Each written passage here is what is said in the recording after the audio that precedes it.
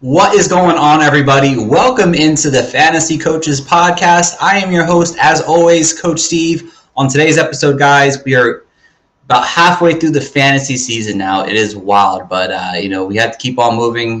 People are trying to fight their way back, and people are just trying to stay alive with all the injuries and bye weeks that are hitting us right now. But we got waiver wire talk today, and at the end of our show, we'll have a little, keeper cut segment. We have some players who are like, is it time to just cut our losses and kind of just get rid of them? And we're going to tell you today. So, as always, let me introduce Coach Jibbs. Coach Jibbs, what's going on, buddy? What it do, homie? How's everything been, man? How was your football weekend? It's just dandy. Some teams that had like just bye weeks, like by hell, came through. I was kind of surprised about that. Didn't like Mahomes kind of pooping the bed and getting destroyed. And yeah. Don't have any Chase, so I'm sad about that. That's all I can say. Nice. That's all I can say. Well, I have a couple Chase shares. I'm very happy, and I learned this year that there are too many leagues. you can only in so many leagues, and I feel like I'm in too many leagues at this point now. So it's a stressful time of year, but we keep moving. But let me introduce our guest for this evening, Mr. John B. from the Love Sunday Football Podcast. What's going on, buddy? What's up, guys? How's it going? I love hanging with the coaches. This is always a fun time, man. We love having you, man. You're always one of our favorite guests to have on the show, so I was glad to get you back here. I appreciate it.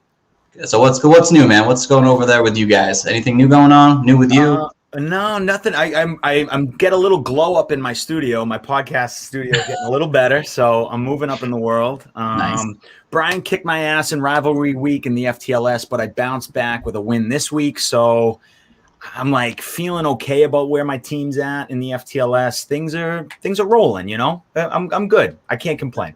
Hey, that's always good to hear, man. So we're going to have a great show today. So let's get into the news real quick. Again, there's some things going on. Obviously, we all noticed, Sam Darnold didn't play the fourth quarter of the game on Sunday. Coach has said that he's going to remain the starter still, but definitely we've seen the real Sam Darnold finally showed up to the Carolina Panthers. Jibbs kind of mentioned Pat Mahomes kind of stunk it up this past weekend. He cleared concussion protocol and should be playing next Monday night against the Giants. Unfortunately, my boy Zach Wilson believed to have injured his PCL and is likely to miss at least 2 weeks. That's at minimum. Hopefully, it's not more.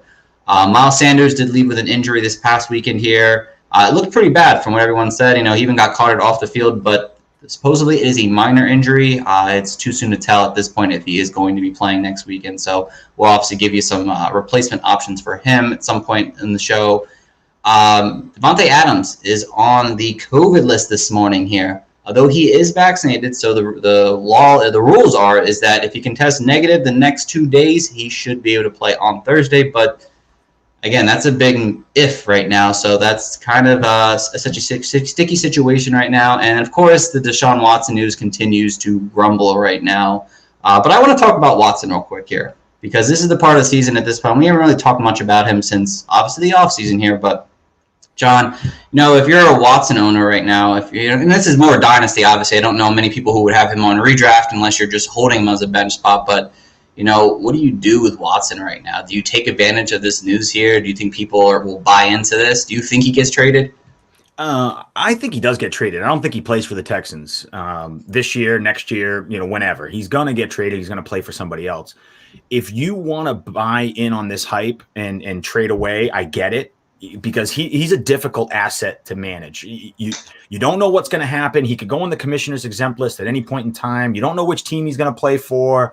You don't know what the situation is going to be like. But if you don't like this risk reward, then get rid of him. And I get it. Trade him away. Someone in your league will have value, and especially in Dynasty, he has plenty of value still.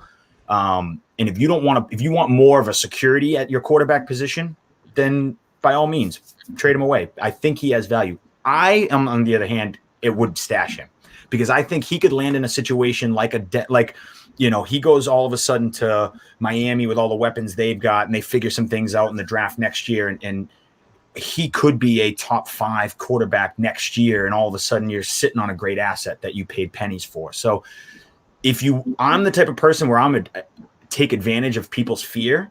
And if people are scared of commissioner's exempt list, people are scared that he's going to go to, Carolina, where it could be a much more difficult, assets wise to put up fantasy points. I think he could end up in Miami. I think he's going to end up somewhere where they want to feature him. They want to focus and build around him. It's not going to be this like they did with Sam Darnold. They brought him in just to see what they got. If you're trading for Deshaun Watson, you know what you're getting and you're building for right now. So that's why I think Miami makes the most sense. They're a couple pieces away from being a real, I think a real powerhouse in that AFC East. So, I like him. I think he's going to play. Maybe not this year, because if he does get traded, I think he still could get slapped with that commissioner's exempt list, which would be kind of crappy. But in dynasty format, you're not worried about this year anyway. If you're trading for Deshaun Watson, you're looking for the future, and I think the future is fine. I think it's going to be just A-okay for him. He's going to be a top asset if he gets on the field and when he gets on the field. So. Man, it's such a sticky situation right now with Watson. I mean, I wish they knew something like, oh, he's suspended next year. All right, you can at least work with that. You know what you're getting, but you have no idea. None. And that's the crazy part right now. Sure, and I get it. If you want to, if you don't like that feeling in fantasy and you want to trade him away, a lot of people did that with Antonio Brown when Antonio Brown was going through his whole fiasco and all that. And if you were in Dynasty, if you cashed in on the craziness of Antonio Brown, you had to sit on it for a little while. But, I mean, you got yourself a great piece now. And so that's how you have to look at things. You have to look at Dynasty as a long road and the long play sometimes. And the long play for Deshaun Watson, a year and a half from now, you could look back and say, yeah, I gave up a second for him, or I gave up next to nothing, and look at what I got. Right. Couldn't agree more. Coach Shivs, man, how you feeling on the Deshaun Watson situation now, man? Like, I was listening to the radio, and like the guys mentioned like people like Joe Mixon and Ray Rice, for instance, and like those guys. Like Ray Rice was a different story because he was older, and guys like Deshaun Watson, Joe Mixon, these like types, they're younger, they still could produce in the NFL. So I would say, like, in the dynasty perspective, I agree with John. I will buy, and if you have them right now, I'll kind of hold. But like, I'm more enticed to buy him just because like he's kind of like Dogecoin. Like it goes up, and then like there's hype, and then it just goes back there on the earth. So I don't think like Deshaun Watson is going for what his worth was a year and a half ago. So like, I don't know, like you guys probably playing a lot more Superflex 2 QB leagues and all that crap. So like, I don't know if would you guys give him a late first for him? Would you give him a second, just kind of lowball him, like see how it goes? But like if you're getting him like for that like kind of low risk type of deal, like I would definitely do that, like, because like, hey, you could pick like 12th pick next year, and I don't know what the draft class is like, but you probably miss on that pick, and the guy's a scrub or just a guy, and then like maybe 2 years later, like Watson, I think he will play. Like the things are just, this NFL, it's a money making machine. Like these owners, they're just clamoring to get him, so like I think they think he will play like eventually. So like I like that, but redraft, I don't know if I could do it. I don't know. If you have him on redraft still, I know I have him on a few teams. You hold him until November 2nd, and then after that you cut him because obviously no chance of going down. I doubt he ever plays for Houston, so at that point you can cut him. But Dynasty, it's such a tough situation because I have him in a bunch of Dynasty leagues. I purposely went out there and said, all right, I know I'm not playing with him this year, so hopefully next year. But it's hard to really want to sell him for pennies on the dollar because you know he's worth like $10 on the dollar basically for his worth. So it's like if you have him, hold on to him. If you can acquire him low, I'm still about it. I think you're right, Chips. I think I would consider giving up a 2022 first rounder late if I'm like obviously a contender and just see if that pans out. Because I know next year's draft class is up and down right now. It's in terms of value. It's not like the 23 class that everyone's already hyping about. So, I mean, again, if you don't want to do anything, don't do anything. I mean, just hold pat, or if you don't want to trade for him, don't trade for him. I mean, just wait to see how the situation plays out and then play his value then. So, if you are planning on trading him, I would wait until Watson gets dealt, right? Because that's when his hype will be at an all-time high. Because if he goes to a new team, then all of a sudden getting a first for him isn't out of the realm of possibility. Right now, I don't know if I'd give up I'd give up a second. I would give up a rookie second round picks and third round picks to me are give them away. Give them away. You can have it. You can have my late second for my chance at Deshaun Watson. So right now you could probably get a second pretty comfortably and I'd be okay giving that up. But if he gets traded to, like I said, to a Miami, or if he gets traded to a legitimate contender, you could see his hype go a little bit higher, and now all of a sudden you can flip him for a first, and then that's where you trade him. So wait until he gets dealt. and then that's when you trade. Oh, yeah, I like that. We got some breaking news. Trade just went down. A big trade. The Philadelphia Eagles are trading Joe Flacco to the New York Jets. Wow. Joe Flacco to the Jets. That says a lot about Zach Wilson's injury, actually. To be honest, they're planning on Zach being out a decent amount of time. If they're trading for a veteran presence like that. Wait, what happened? Eagles Joe Flacco to the Jets. Oh, let's fucking go. Yeah. Oh man, what a great like 2 years ago? Huh? Was he there like 2 years ago? He was there last year. Oh, there you go, perfect. Hey, he still knows the playbook. He still probably has his locker, his sign up on his locker, and everything. He's fine. He's right back in. Oh, that's rough. That's a rough trade today. But the Watson situation. My waiver wire guy right there. We're going to talk about that actually right now, guys. So we're going to get into our waiver wire show part of the show now, and we're going to start with the quarterback situation going on. And this is not the best waiver wire week, but for quarterbacks, there's some hitters this week. If you're streaming the position, you don't have Lamar Jackson or Derek Carr right now. There are some players available to pick up this week. So, John, we're going to start with you first, my friend. Who is your number one waiver wire pickup for the quarterback position this week? I think to me, it's kind of I always play matchups and I play, kind of who's hot, who's not. And right now, Matt Ryan is playing pretty well, and he's going against Miami, which I think is a beatable defense. So that was last week, my friend. That was last week? Oh shoot! Last week too. I'm looking at week. I got to go to week 8. Thank you. All right, I got you. Thank you. Right, Coach Jibs on the deck. About to hit a home run. Probably.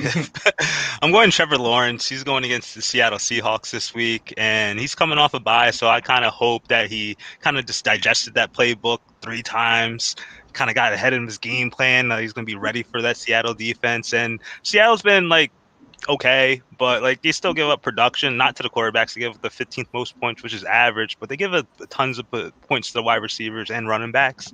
So I think they can utilize Trevor Lawrence with James Robinson in tandem, and obviously try to get the receivers in line a little bit more and not let Jamal Agnew run rampant as he has the last 2 weeks. But I think Trevor Lawrence, he's been playing all right. He's had some dips and dives in his production. But I think Seattle week 8 is a good spot for him to just get his projected stat line if you're in a pinch. Oh, yeah, no, definitely. It definitely makes a ton of sense right now. I mean, he's under that 40 mark now because everyone dropped him during his bye week. So 38% owned, ESPN and Yahoo. Average. Exactly. So fresh off a bye, hopefully Urban Meyer figured something out with this offense here and can actually get things going. Usually it's something to watch with rookies out of the bye and see how they progress. So hopefully they found a way to do that. So great pick there, Jibs. Mr. John, my friend. I apologize. I was looking at all of week 7. I'm going to go with Tyler Heinecke this week. I think he's another one that you can always – he's on a lot of people's waiver wires. Nobody wants to roster him and keep him and play him, but he is with what he can do on the ground, we've seen him, kind of run a little bit. He's got a little bit of a baseline, and he throws that YOLO ball to Terry McLaurin constantly. So he connects on a few of those. He gets you those 60, 70 yards on the ground, and he plays fearless against a Denver team that I think is, not as scary as they seem. We watched them get carved up a couple times this year already. So I think that Tyler Heinecke could have himself a little, a nice day, and he's probably available on most people's waiver wires, and you could just plug him and start him and get 17 to 20 points and not stress about it. Yeah, no, I like that. He came back to life this past week here after a couple of duds, but he might even be getting Logan Thomas back, which will probably even help his play this week even more. So I like that one there a lot. For me, guys, I don't know who I went with. I went with Carson Wentz, actually. And, Carson Wentz has played pretty well over the last couple of weeks here now. You can't really take last night into too much consideration, even though he had 21 fantasy points. But he's been solid the last couple of weeks here. He plays the Titans, and I know the Titans just kicked the shit out of the Chiefs this past week, but they also allowed the Bills 2 weeks ago and the New York Jets to put up big fantasy numbers with their quarterbacks at times. So they're beatable. And I think Carson Wentz, he seems pretty healthy for the most part in this pocket. And hopefully Ty can come back in this game this next possible week here. He's got enough weapons and make himself a nice streaming option for you. If you're looking for a guy that's going to give you 18 to 20 points this past week, he's not going to really kill you, but he's not going to really blow up, I don't think. And again, the matchup is good enough that I could trust that on a streaming week this week. So he's another guy that I'm a big fan of. So, and just a couple others I'm going to name off here. Teddy Bridgewater versus to the Washington football team this week. It's hard to trust Sam Darnold, but he does play Atlanta this week. He might drop under that 40% mark this coming week. If Geno Smith can show something this week, he might be able to be trusted against Jacksonville next week. Daniel Jones is another one that I would keep my eye on. He plays the Chiefs. The Chiefs have obviously allowed up a lot of fantasy points to quarterbacks. Big Ben, the Cleveland Browns have not been that great in the secondary this year so far.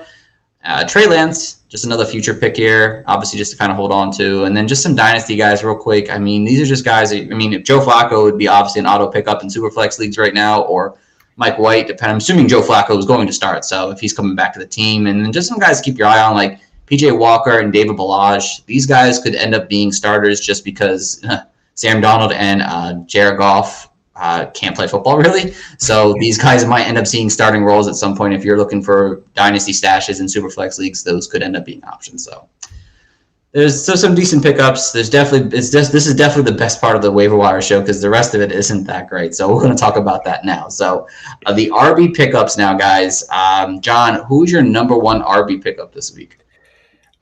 It's funny when you sent this, I was looking through and, I always kind of use the FTLS as like a barometer of, who's available in most leagues because it's a pretty competitive league. So I can kind of see. So I look through my waiver wire and see like what's available.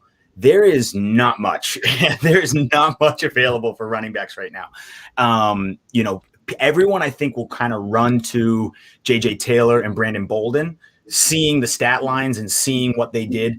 Listen, that was garbage mop-up time. Don't read into that at all. That was late in the game stuff. If you want to stash them, they're worth it. But I saw people on Twitter talking about, grab JJ Taylor, grab Brandon Bolden. To me, it's just those are backups to backups. If anything happened to Damian Harris, it's probably Ramondre Stevenson. And then if anything happened to Ramondre Stevenson, you don't want that. So I'm just forewarning, stay away from those running backs because I know a lot of people are out there suggesting pick those people up. I'm not. I'm staying away because that was, if you look into the game and not actual just the fantasy performance, it was all mop up garbage time. So, I think probably you could make a play for DJ Dallas. I want to see what happens tonight because it's interesting because I don't know the running back. I'm going to say the running back pickup from Seattle. That's who I want to pick up. I don't know if it's DJ Dallas. I don't know if it's Rashad Penny. I don't know who it's going to be, but I think Chris Carson is going to miss more time than we expect. And Alex Collins is banged up and he runs hard. He's going to fight through injuries and he could miss time any chance he gets. And so I want to see what happens tonight. And I know it's kind of a cop-out answer and it's kind of lazy, but I think the pickup tonight is I grabbed DJ Dallas because I'm not falling for Rashad Penny again. I'm just not doing it. So I'm sitting on DJ Dallas, and I think that he could be the pickup for the week. After tonight's game, we'll have a better understanding, but I'm going for whatever Seattle running back is going to make some noise tonight. That's who I'm picking up. And that's a good answer because honestly, someone has to at least be the lead back here in an offense that's eventually going to get Russell Wilson back and will be a good offense. So definitely not a cop out. Good answer there for sure. Coach Jibbs, man, what do you have as an RB this week, man? Who do you want to Gainwell? Gainwell. Yeah, that's a good one. That's it. Basically, Miles Sanders got injured with an ankle injury. Some news they said it isn't as bad as they thought, but still with the ankle injuries, you definitely. I'm not like pushing it past, especially Miles Sanders, if it's not like 2 weeks minimum at the least. So, given the certain scenario, I'm just gonna go with Kenny Gainwell. I know they're not gonna run him into the ground. He's not built for that. So he's gonna be used sporadically with Boston Scott in and out. And I just like his utilization. So I know like since he's not gonna be a rusher, like he's great in the receiving game. And the Eagles suck. I'm an Eagles fan. They blow. Like I have Jalen Hurts on plenty of teams, and it's basically third quarter on, and you get 20 points. That's it. Everyone else, 0, and then you get a splash of Dallas Goedert. But Gainwell, with the opportunity, he's actually second in the team in targets this year so far. He has 33. 15% target share, so I think he's going to get utilized, especially given the fact that they're going against the Lions next week. They suck against running backs. They give it the most production. Probably will go up a little bit, given the Rams didn't really do much on the ground. So it's looking all right for Gainwell. And if I were seeing him on the waiver wire, given the we're week 8 now, if I had 20% of my budget to give, I would definitely put it on him. 20 plus. No, I like that.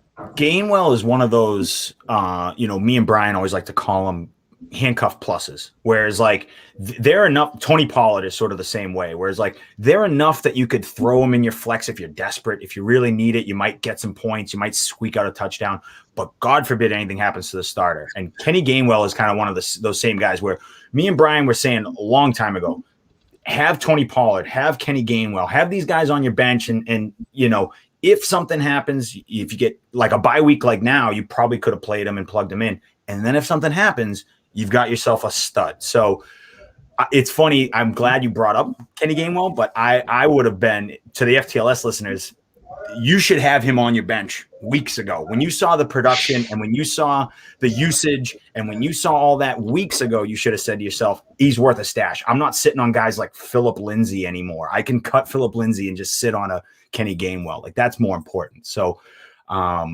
good pick, great pick. I think he's going to be an absolute baller for the next couple of weeks. I had him in one of my 12-team leagues, and I kept him. I actually drafted him, dropped him, and after that week 1, I picked him up. I paid like $12 or something. I kept him till week 5 or 6, and then I got like crunched because like someone got hurt. Calvin really was out, so I had to drop him. And now I'm sitting there like, and my whole perspective was like, you're an Eagles fan. You know Miles Sanders is going to get hurt. He's going to get hurt.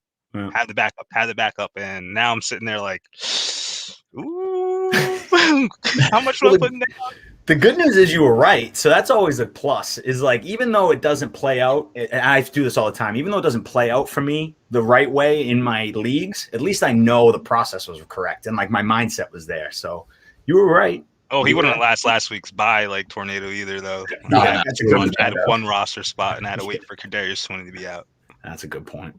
Yeah, I think it's worth mentioning that at this point of the season now, at this point, it's not having these, guys will get me 5 or 6 fantasy points. You want the guys that are the big hitters at this point, because you're going to start Mark Ingram or Phillip Lindsay. Yeah, that's great. You're having RB for the week.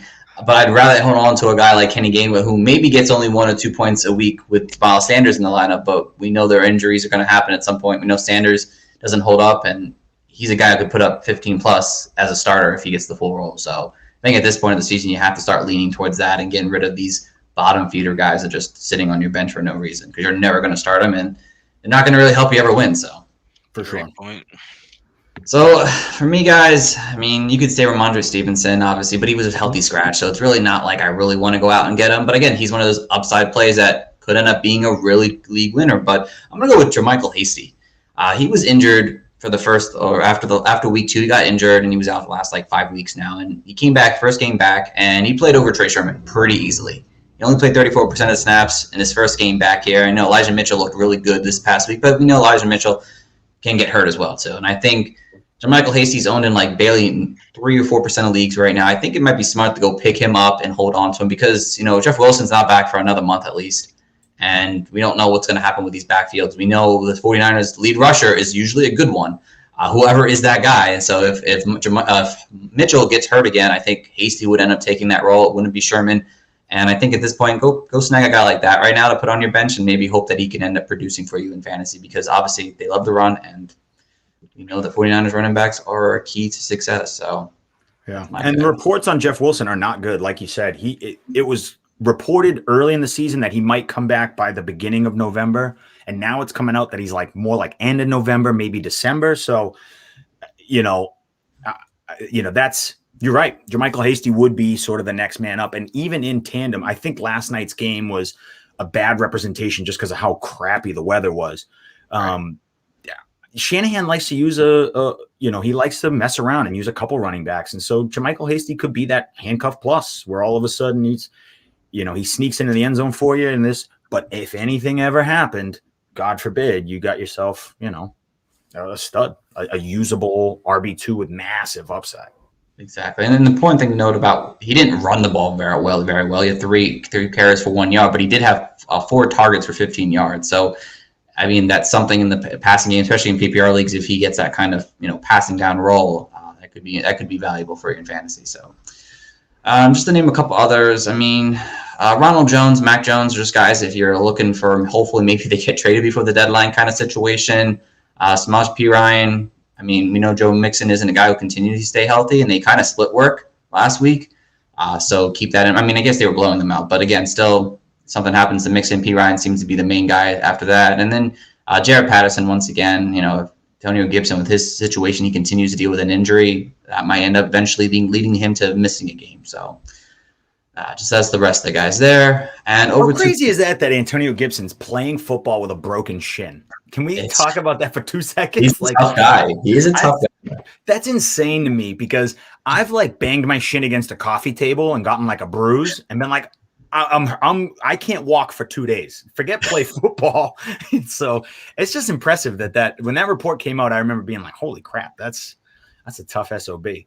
It's an impressive situation. Speaking of relevance, I have a trade involving Antonio Gibson. Okay, throw it out to us, man. It's terrible. I am getting offered Corey Davis, Antonio Gibson, and Dante Johnson for Ezekiel Elliott and Kadarius Toney. You're getting Zeke and Toney? No, I have those two. You're getting Gibson, Deontay Johnson, and Corey Davis? Yeah.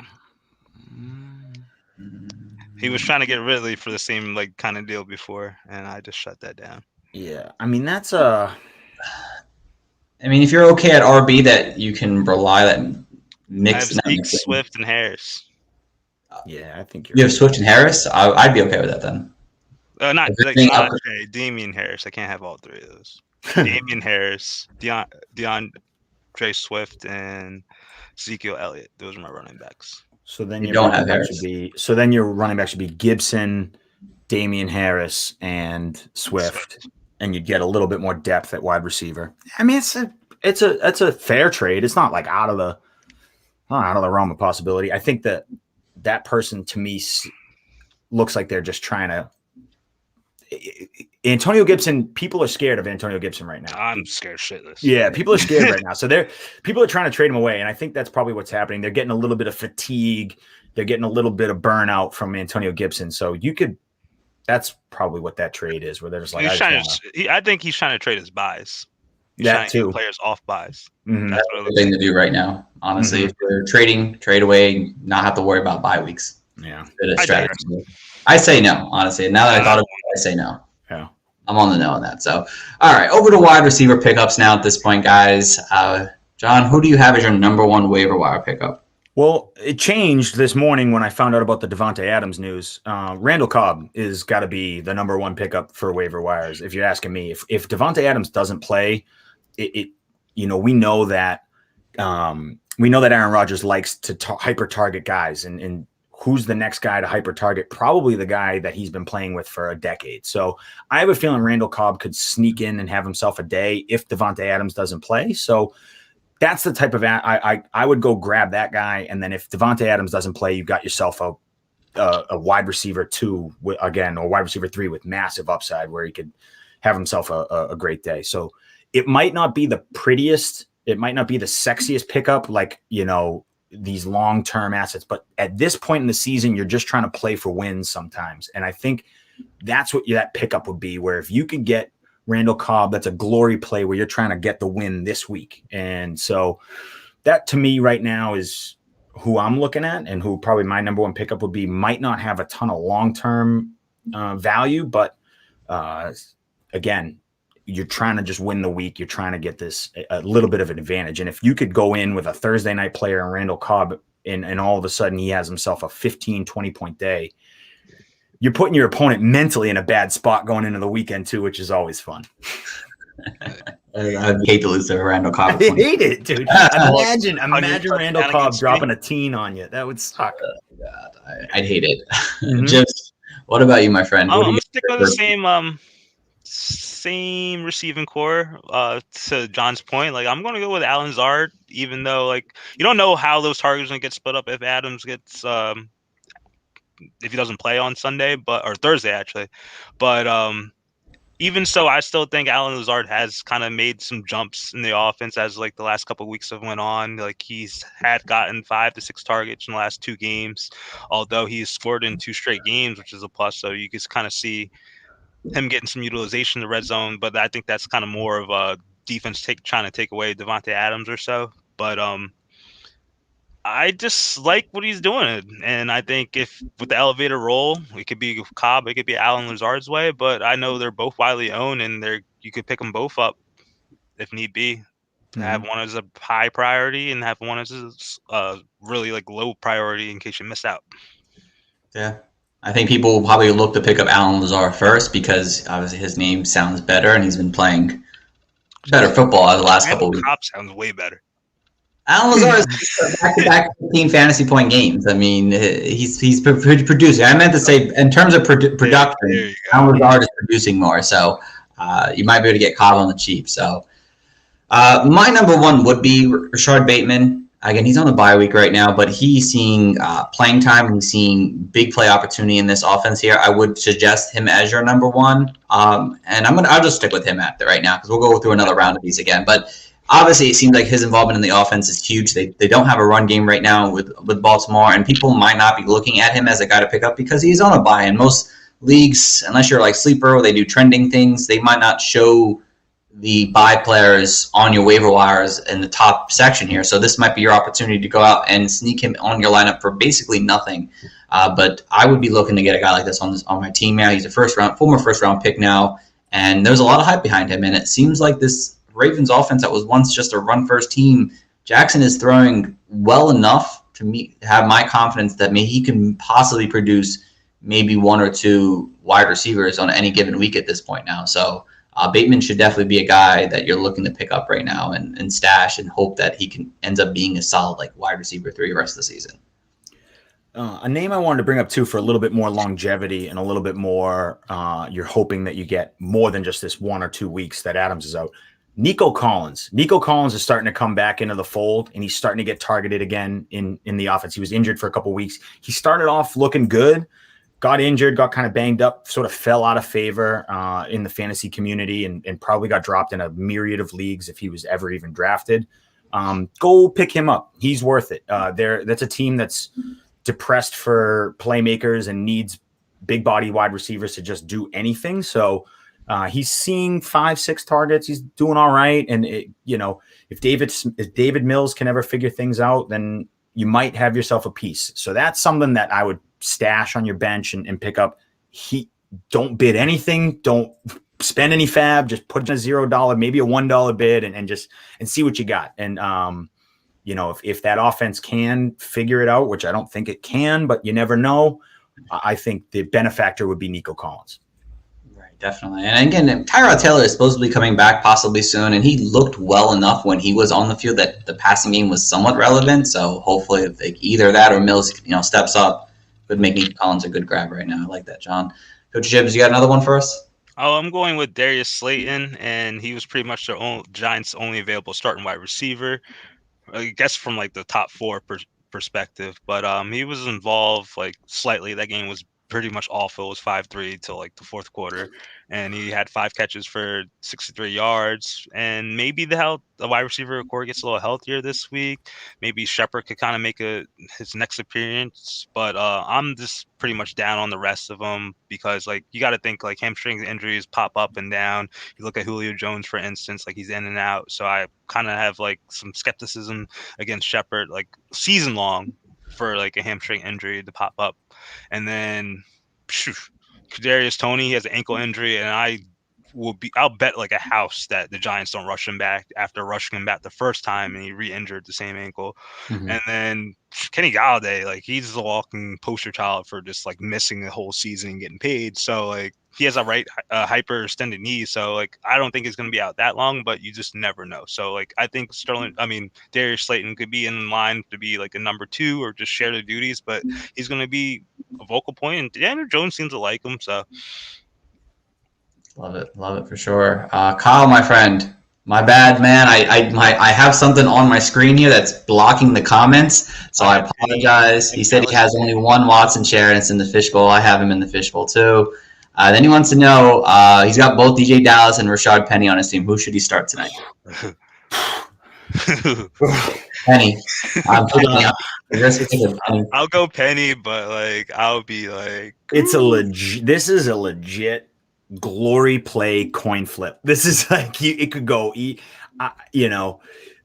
team has given Rashad Penny every chance and every opportunity he could possibly handle. So I think Rashad Penny will get work, but don't be shocked if you see a lot of DJ Dallas tonight too. Rashad Penny's coming off an injury, which is just the story of his life. He's just constantly coming off an injury. So, I don't know if they're just going to go out there and give him 25 touches coming off an injury. So I think both are risky. Both are scary, risky plays on a Monday night. I guess if you need a lot of points and you're way behind, Rashad Penny could be more of an upside if he does get that work. DJ Dallas, is going to get involved in the passing game, get a little bit of work, get a few touches. So, and you're just kind of hoping he falls into the end zone. Am I missing something? Is Collins not playing? No, Alex Collins not playing. Is he not playing now? I thought he was playing. Oh, really?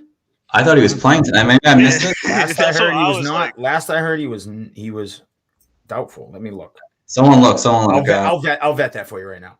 All right. So Kyle said on Saturday. Kyle said he'd hang on to Zeke, by the way. So I'm hanging on to that baby. Thanks, Kyle. Thanks, Kyle. You're the man, boy. And I'll go in Penny. Penny, I love it. All right, so we got 3 pennies. So all right. So while John finds that out, mine real quick at wide receiver, guys, is Dante Pettis. Especially if Sterling Shepard and Tony. It's a terrible name to say, but he's seeing the work in the offense. It's not great, but they play the Kansas City Chiefs.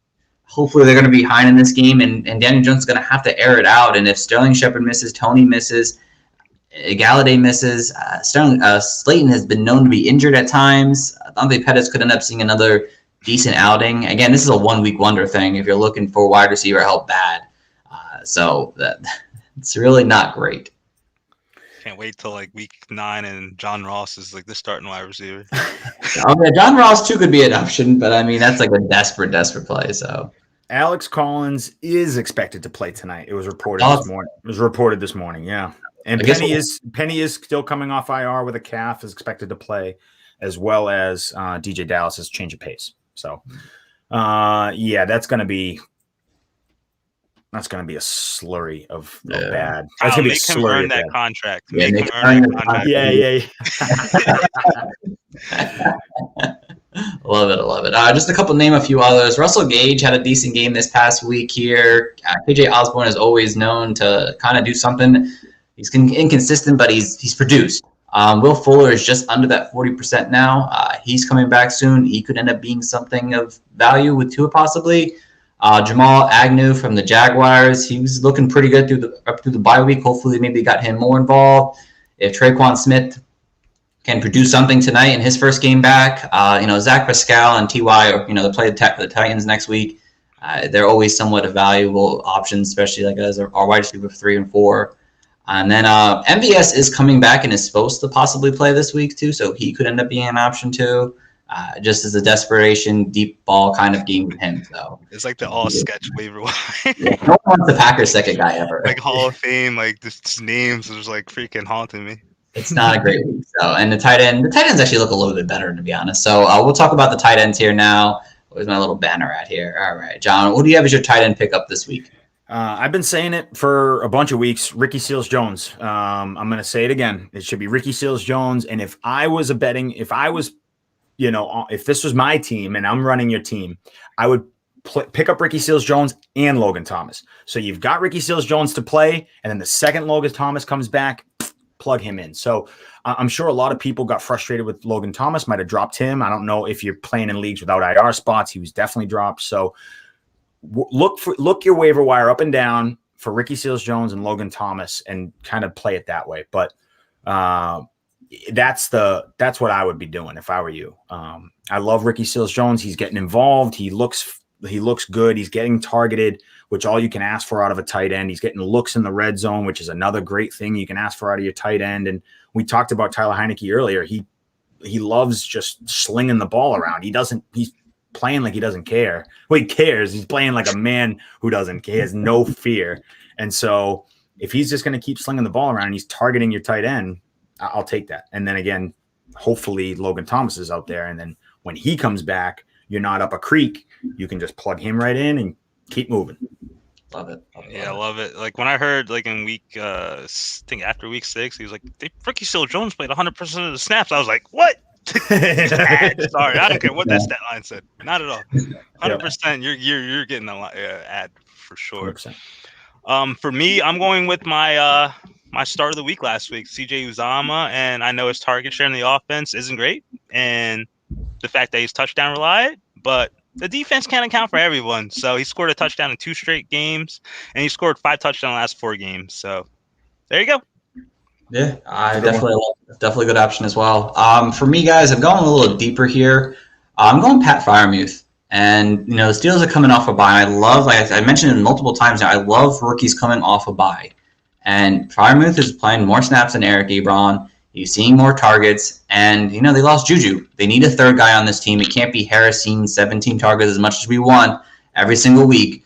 So I think Pat Freiermuth ends up being that short yardage guy that kind of helps Big Ben out down the middle of the field here. And I loved his talent, and he's owned in basically get him for free right now on waiver wire pickups because he's not a top guy. And he can end up seeing, a decent workload. So he's going to be my pickup at tight end. I like that one. I liked him coming into the process. I think because Kyle Pitts' hype took over tight ends so much, nobody really focused on any of the other tight ends. But Freiermuth is a good prospect, and he's a decent little route runner, and he's carved himself a role in this offense. I think you're right. Juju being out opens up targets in the middle of the field. Seems like a natural fit for a tight end. Exactly. So if you need a tight end, that is where I'd go. Again, a couple other options. Mo Alley Cox has seen a touchdown in, I think, 3 straight games now. He's been playing more in the offense. Cole Kmet did something this past week. Evan Ingram plays the Kansas City Chiefs that are like terrible against tight ends. Taylor Conklin has just always been a little consistent guy. Will get you 6 or 7 points most weeks. Dan Arnold was looking decent with the Jaguars before their bye. And I think that's it for the most part. So, that's the rest of the tight ends there. And we're done with the waiver wire portion. And we just got one last thing here, guys. A little rapid fire. Keep or cut. We got about 6 or 7 guys here that are pretty much, name brand people here that should we just cut their losses with them and let someone else deal with it, or are we holding on to them? So let's start with the first guy, Jamal Williams, guys. Keep or cut? I'm keeping him. I'm still keeping him. He's a backup running back that's got value if the starter goes down. So I'm not, I'm not like out here advocating him as a asset to have. But if you have him, he's not worth cutting yet. It's just because running backs we see how quickly the running back landscape can change on a team.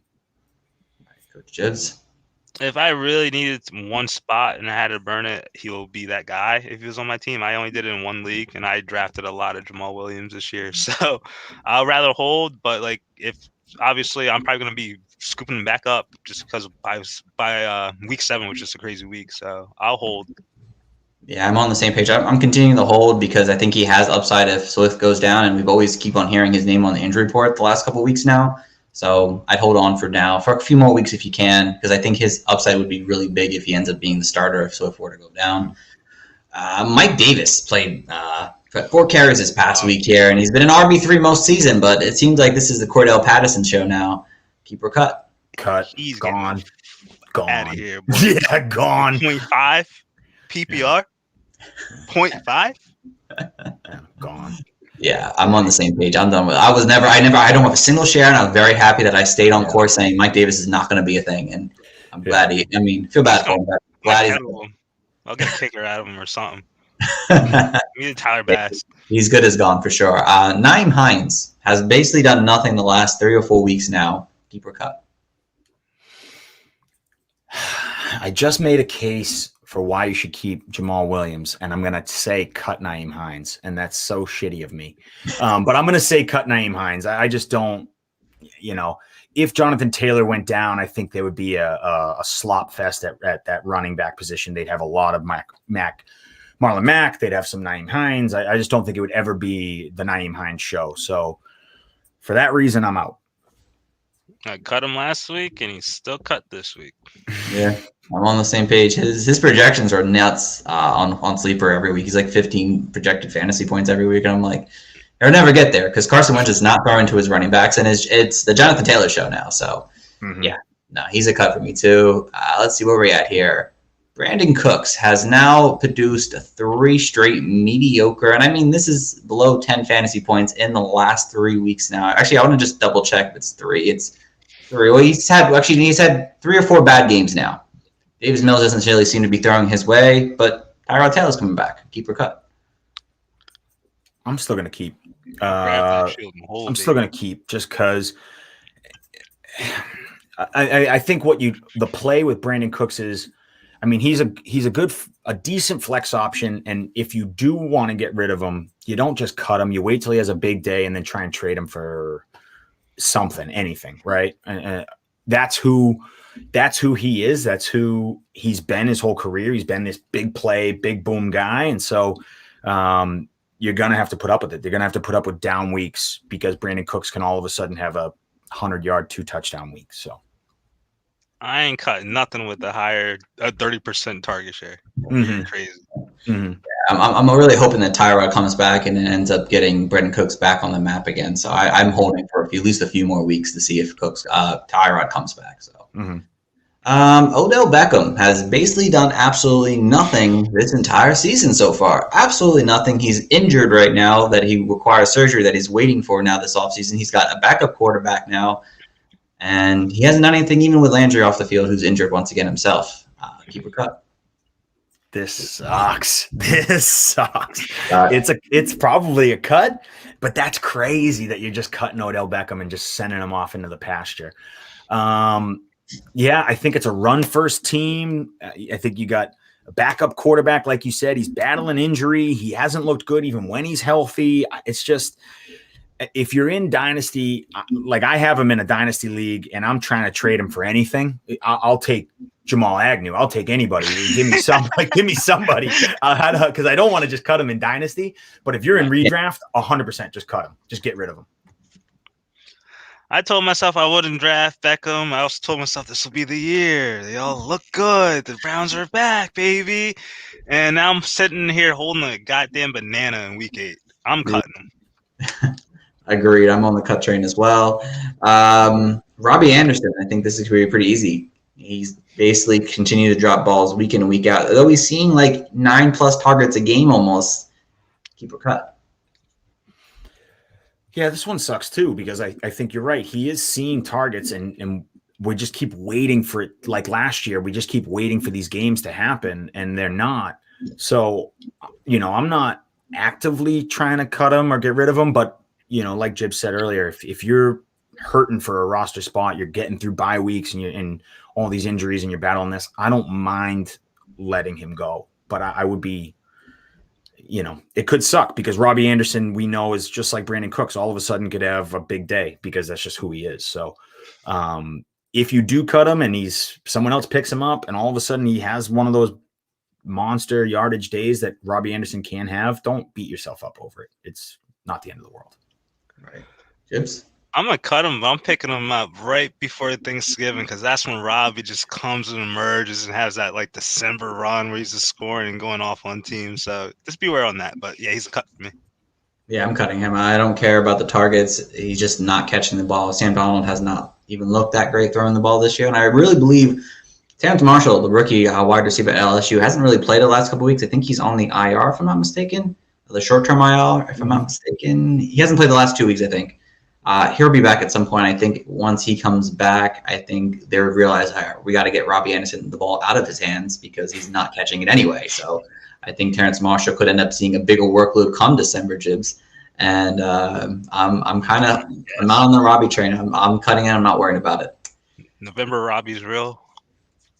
Probably real. No, I can't buy into it this year. Now, especially with Sam Darnold there again. Allen Robinson now is the biggest disappointment, I think, almost in fantasy football this entire season now. And this was the matchup where, like, all right, they're going to have to throw the ball a ton.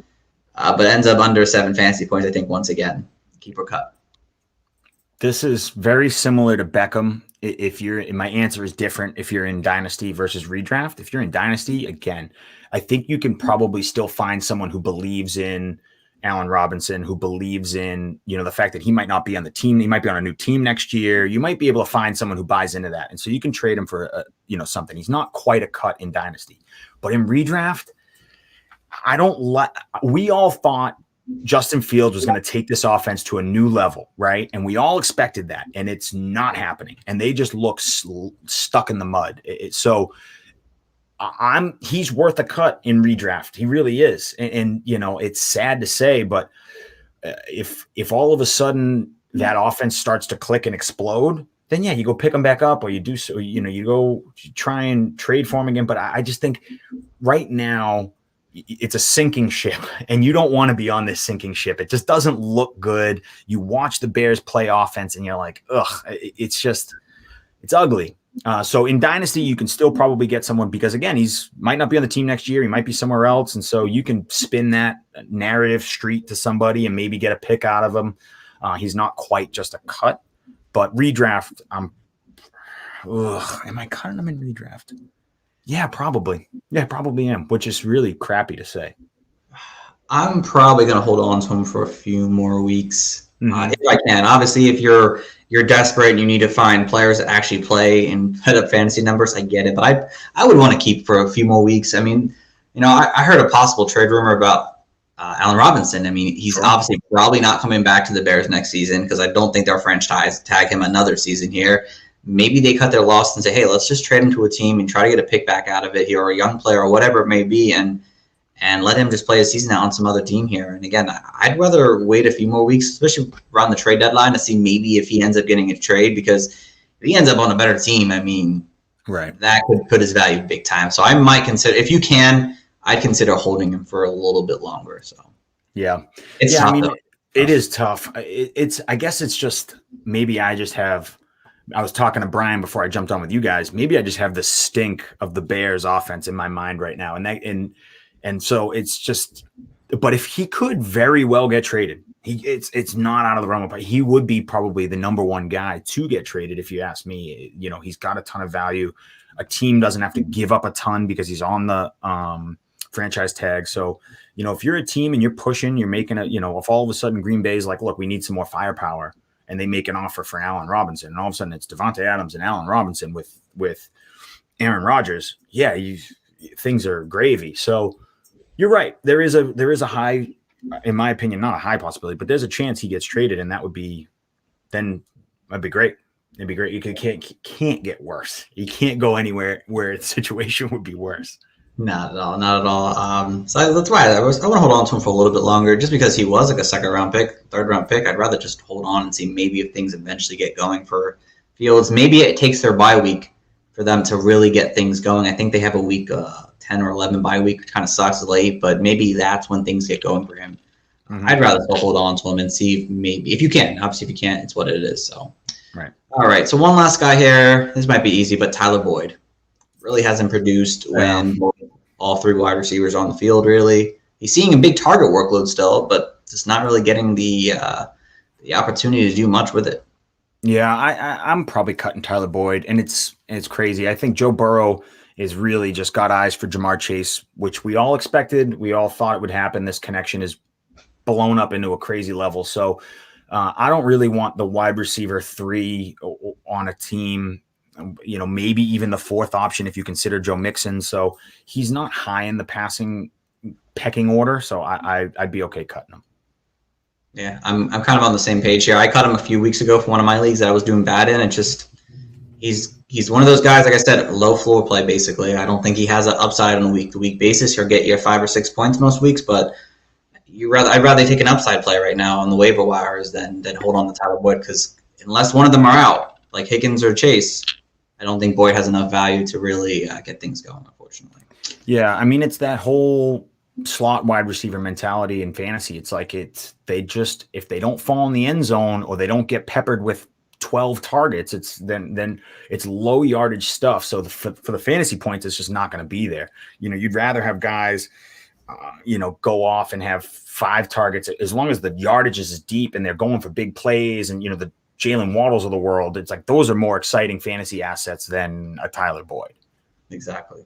I could not agree more with you on that, for sure. So, but we're going to wrap things up tonight, guys. That was our, what episode? 169 now, guys. We've gone through a lot of episodes so far. It's wild. Crazy. 169. Congratulations. You guys are flying. We just fly through it. Yeah, we fly through. I don't know how it started 3 years ago. Now we're here, so I love it. But John, man, I appreciate it always coming on. I'm sure Jibs feels the same way wherever he is now. So we appreciate you coming on, and just again let everyone know if you have anything going on and just kind of where they could follow you at. Sure. You can follow me at FTLS_JBats. You can follow the podcast For the Love of Sundays, fantasy football podcast. Me and Brian have been shoddy at getting them out, but we'll get better. It's basically just a fun, lighthearted, easy listening, silly podcast about our league. We do stuff like this, ads, start sits, drops, stuff like that. But it's a lot of league centric stuff, but we have a good time and we drink and it's great. So it's an excuse to chat football with my best friend Brian. So and we also I didn't start it. I'm on a show called It's a Vibe with Rum Boys Robbie and a couple other great people that airs on Wednesdays at 12:30. So if you're ever looking for another sort of just variety show, just talking crap, nothing real football related. This is much more pop culture stuff that's going on in Twitter world and everything else and dating life and all this. So that show's fun. It's been a lot. We're on episode 5 now. It's just been a lot of silliness. We talk about video games and I get rants that I go on. It's a ton of fun. So check that show out. It's a Vibe. And For the Love of Sundays podcast, that's where you can catch me doing my thing. That's awesome, guys. So give them a follow, guys. Check out the shows, guys, of course. So, John, of course, we appreciate it for sure, my friend. Always fun. Thank you for having me. Absolutely, my guy. Absolutely. So, again, thank you guys for listening. If you listen to the live stream or if you're listening to us afterwards, we always appreciate it, of course. And as always, please go check out our website, www.thefantasycoaches.com. We have our rankings up there weekly. I slipped this week, didn't put them on there, but they're usually up there most weeks. We got a couple articles popping here and there, and, we mostly have at least 2 shows a week. Sometimes we have up to 4. Hopefully this week we actually have all 4 episodes, but we will always give you guys a waiver wire show, and we always give you guys a start and sit. So if you don't hear from us Tuesdays and Wednesday, we'll be back Thursday for sure to do our start and sit. So just follow us over on Twitter at Coaches Fantasy. And if you want to give me a follow, guys, it's at Coach Stephen P. If you want to give Coach Jibs a follow, it's at Hot Take Honcho. So thank you guys for listening. Tune in till next time and have a good one.